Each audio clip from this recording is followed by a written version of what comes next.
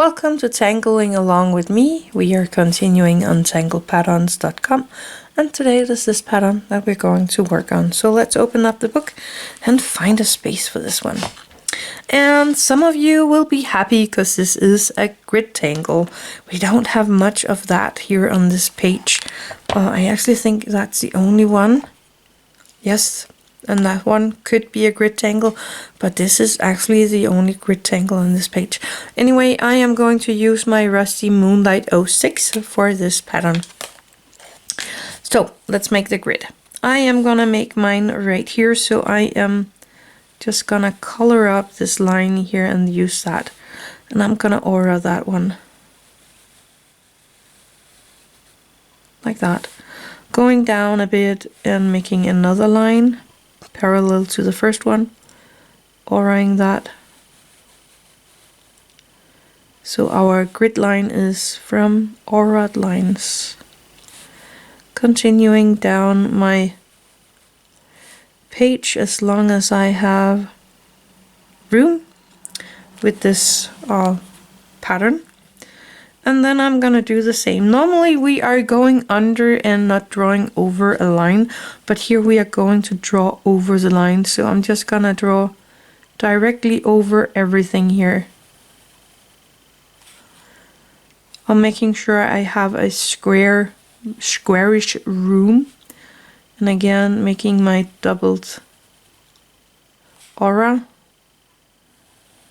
going straight over all the lines that we made.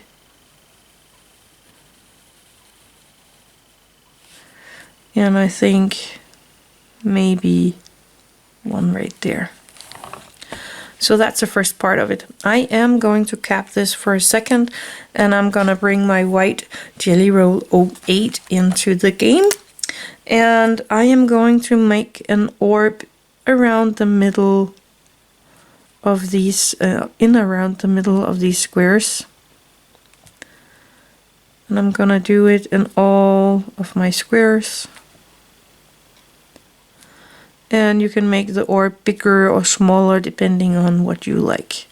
I think that's what you can see. Yeah, that would be a little lower.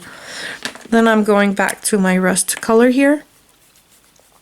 Maybe make this dry a tiny bit. And I'm gonna turn my book, and then I am going to make a double line through the orb from one side of the corner to the other corner like this. And I'm gonna do that on all of these.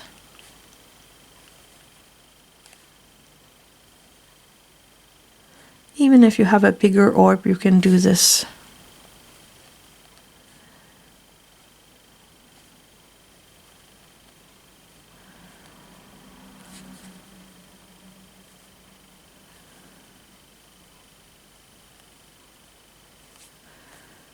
And then I'm gonna go down here and do the same. The double line or the aura line.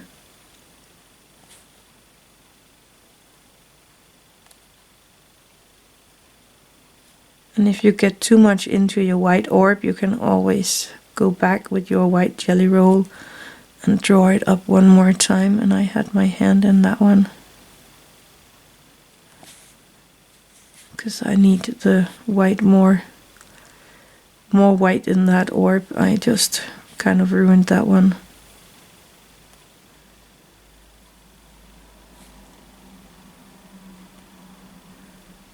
So I will bring in my white and just draw that orb again, and then you won't see that I just colored into it. And then I'm gonna do the same just the other way.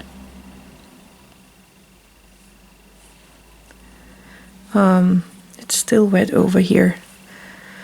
Just be careful. Let me just turn the book like this, then I don't want my hand in the wet ink over there, or jelly roll.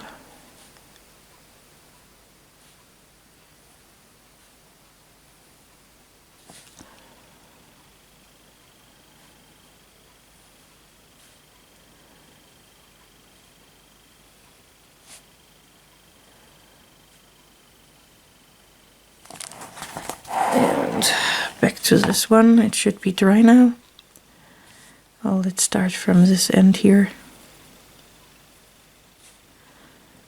So I'm doing the same thing in all of my squared spaces here.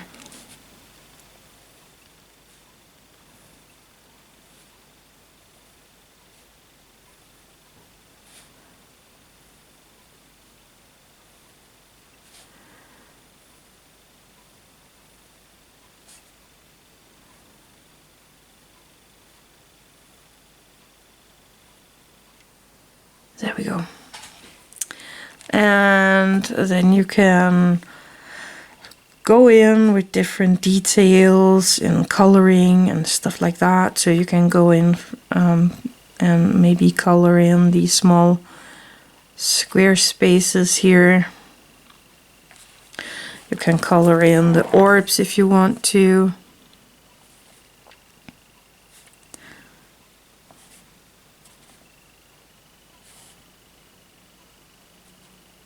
There we go. You can make lines in different ways. You can of course follow the pattern.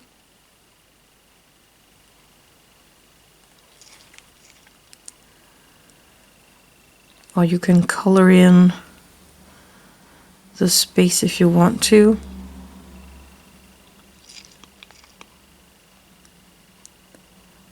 I am making these triangular shapes here.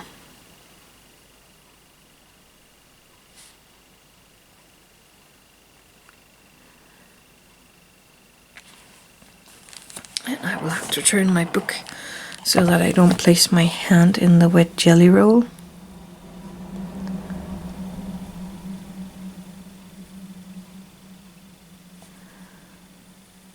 And what I do in one of these squares, I am gonna do in all of them. Or you could make it like a checkerboard patterned, so you jump every second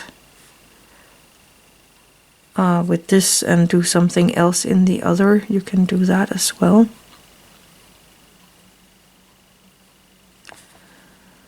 But normally we do the same in all of them.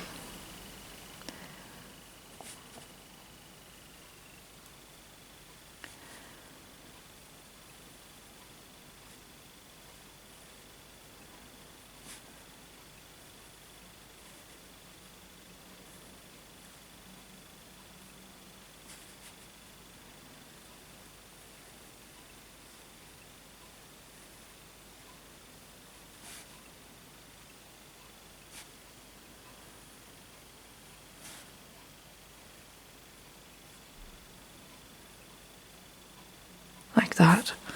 I'm gonna bring in another color, the ochre colored Moonlight 10, and show that you can make the lines, you can make them go this way, you can make them go that way.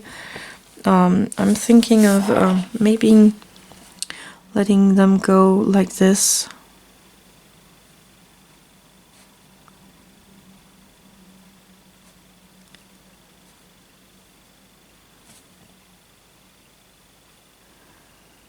To add something else in there.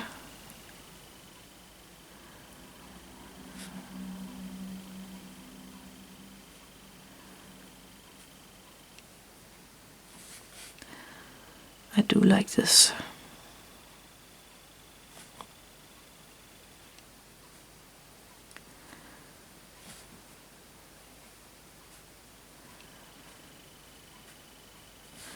So right now this pattern is very line heavy, but sometimes that's what you like in your Zentangle or your done picture.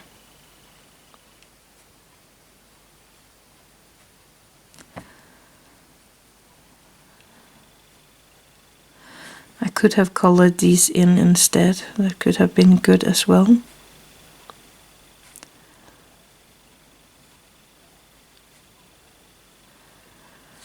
but I'm sticking to my lines right now.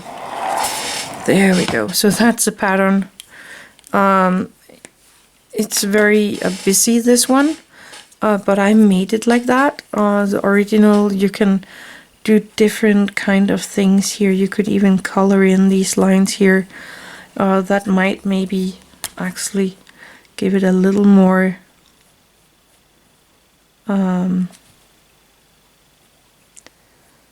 quietness into all these lines.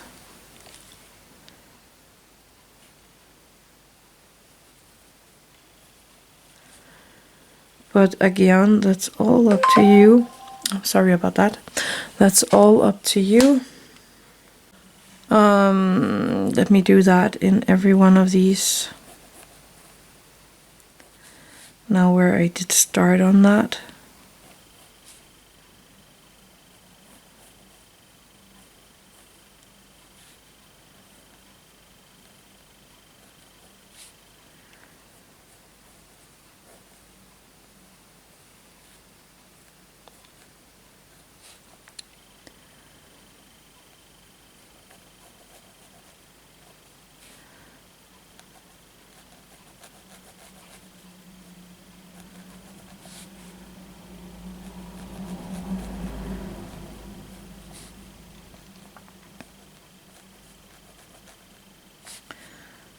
There we go, almost done,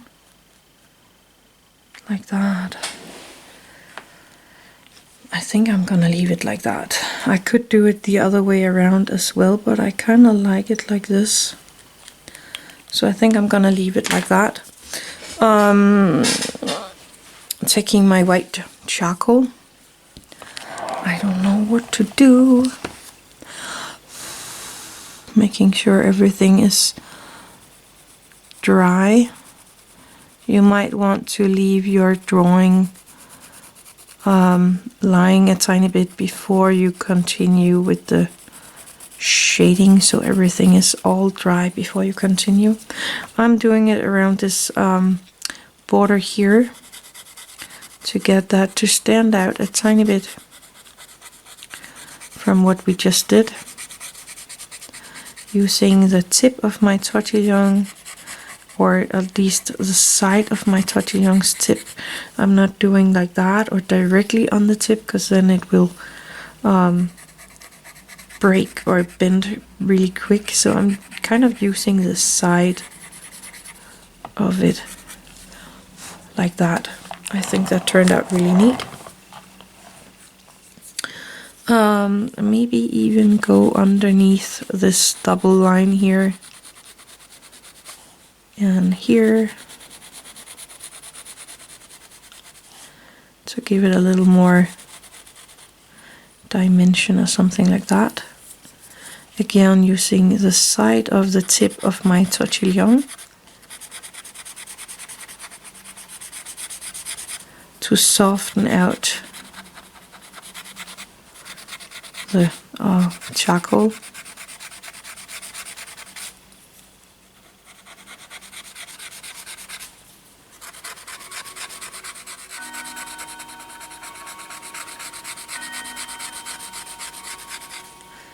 There we go. I actually like this one. It turned out really neat. It was this pattern right here, so I hope you will try it out. Maybe do something else with it than I did. I had a lot of fun with this one. Thank you for watching. Have an attitude of gratitude.